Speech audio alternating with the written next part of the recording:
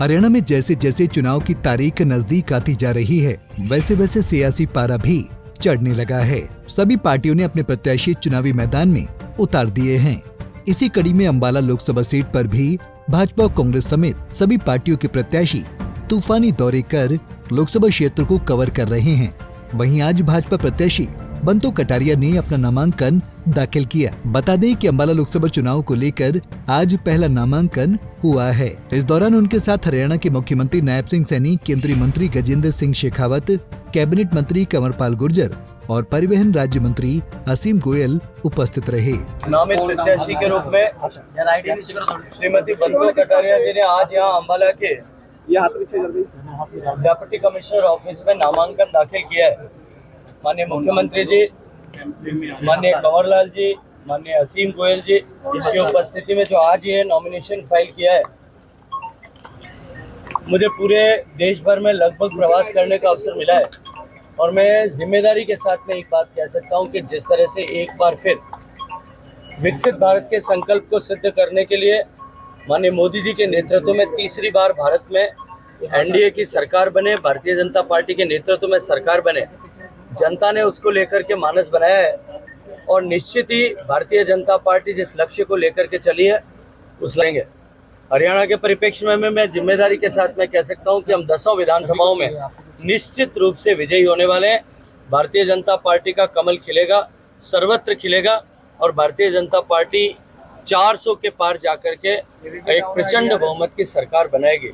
जनता ने इसके लिए मानस बनाया है और इस बार एक बार फिर नरेंद्र मोदी जी के नेतृत्व में इस चुनाव में भी केवल और केवल विकास ही एकमात्र मुद्दा है। उस विकास के मुद्दे पर भी और देश विकसित हो सकता है, इस विश्वास के साथ में जनता माननीय नरेंद्र मोदी जी के नेतृत्व में सरकार बनाने के लिए आशीर्वाद देने वाले हैं। इस दौरान मुख्यमंत्री नायब सिंह सैनी भी मीडिया से रूबरू हुए। वहीं किसानों के बाद सरपंचों की नाराजगी के सवाल पर कहा कि हमसे कोई नाराज नहीं है और है भी तो 4 जून के बाद सभी की नाराजगी दूर कर दी जाएगी। आज दूसरा नॉमिनेशन है। पहला नॉमिनेशन गुरुग्राम में राव इंद्रजीत जी का हुआ है 29 तारीख को और आज बंतो कटारिया जी का अंबाला में नॉमिनेशन है। पूरे हरियाणा में आज एक पॉजिटिव माहौल नरेंद्र मोदी जी के प्रति है। जो हमारी डबल इंजन की सरकार ने काम किए हैं उसके प्रति पॉजिटिविटी है और 10 की 10 लोकसभा की सीटें बहुत बड़े मैंडेट के साथ तीसरी बार नरेंद्र मोदी जी को प्रधानमंत्री बनाने का काम करेंगे। कमल का फूल खिलेंगे और काम किया है। अगर हम देखें इन्हीं 10 वर्षों के अंदर हरियाणा का एक भी जिला ऐसा नहीं है जहां पर 4 लाइनिंग रोड, एक्सप्रेस वे और या वहां पर हमारे और भी विकास के कार्य बड़ी गति से जो चले हैं।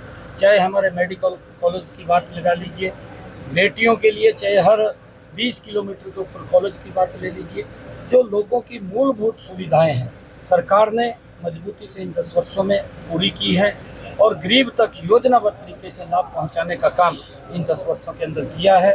चाहे आयुष्मान कार्ड के माध्यम से, जीरायु कार्ड के माध्यम से और चाहे प्रधानमंत्री आवास योजना के तहत मकान बना करके देने का कार्य भी लगातार निरंतर इन 10 वर्षों के अंदर गति से जारी रहा है।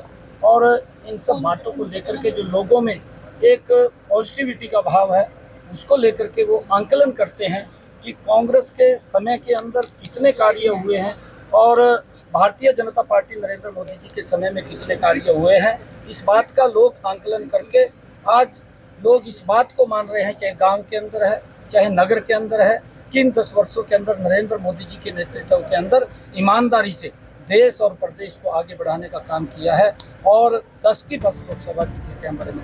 आपको बता दें कि आज कांग्रेस, जजपा और इनेलो के कैंडिडेट्स भी नामांकन दाखिल करने जा रहे हैं। अब ये देखना काफी दिलचस्प रहेगा कि आखिर इस लोकसभा चुनाव में जनता किस उम्मीदवार के सिर पर जीत का ताज पहनाएगी। अंबाला से अमन कपूर, पंजाब केसरी टीवी। हमसे जुड़े रहने के लिए हमारे YouTube चैनल को सब्सक्राइब करें और नई वीडियो की नोटिफिकेशन के लिए बेल आइकॉन को दबाएं।